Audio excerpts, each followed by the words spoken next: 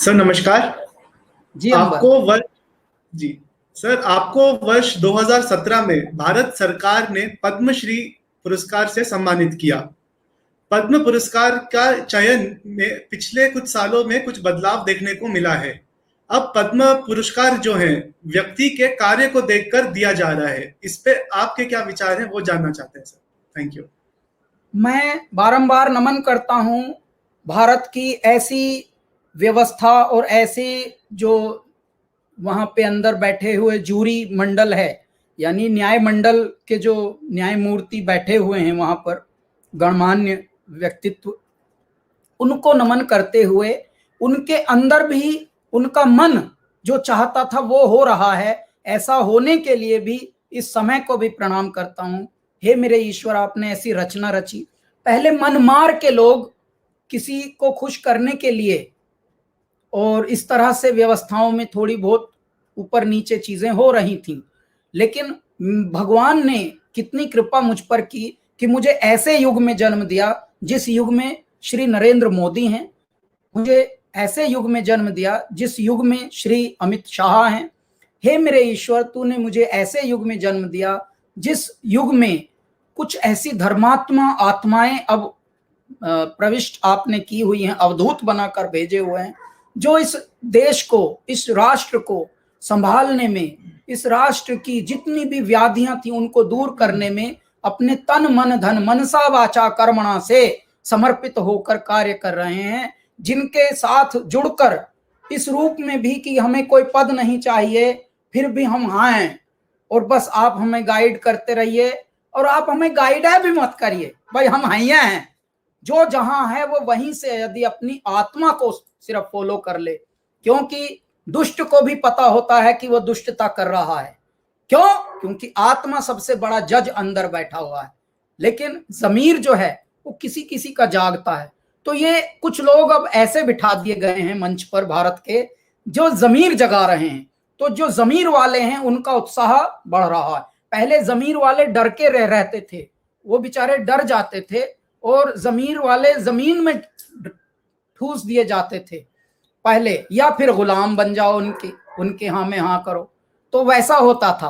अब भारत बदल रहा है, तो ऐसे बदलते हुए भारत में ये जो अब नई नई व्यवस्थाएं हो गई, सब कुछ तो ऑनलाइन हुआ है पहले, उसके बाद जो जूरी मंडल है, जो न्यायिक मंडल है, जो चयनकर्ता वाले लोग हैं, तो उन चयनकर्ताओं को भी किसी को भी कोई किसी से प्रभावित ना हो जाए, इसकी व्यवस्था पहले बनाई।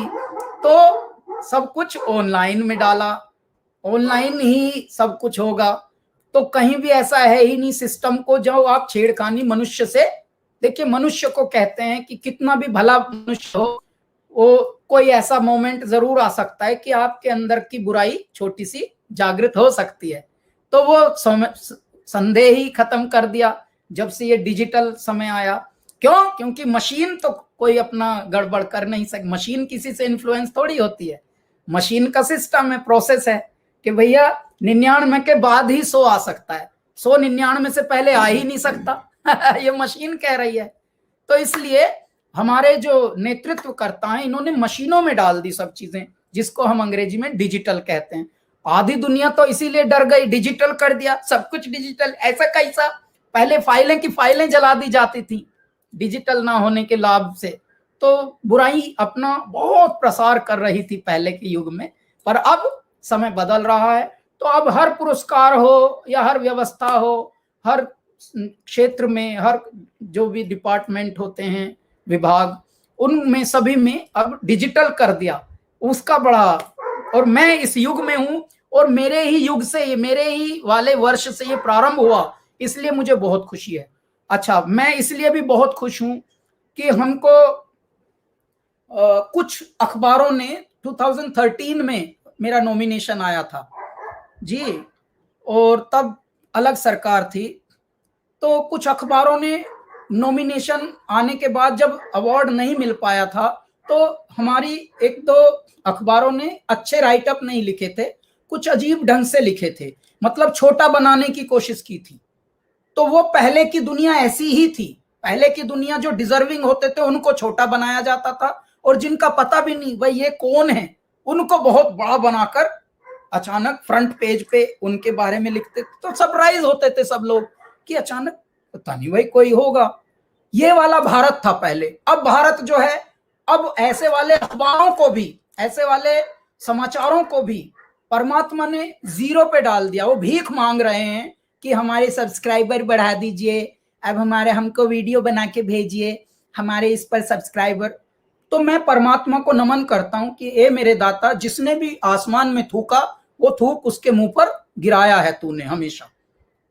जिसने भी पेड़ बबूल के बोए हैं तो उसको भी कांटा चुभाया है तूने। तू मेरा दाता निराला है, वाह मेरे बाबा। अदृश्य शक्ति होते हुए भी एक मिस्ट्री हो आप, एक रहस्य हो तुम, साफ छुपते भी नहीं, सामने आते भी नहीं। तो आप एक हो भी और नहीं भी हो, लेकिन ऐसे हो कि आहा हा हा।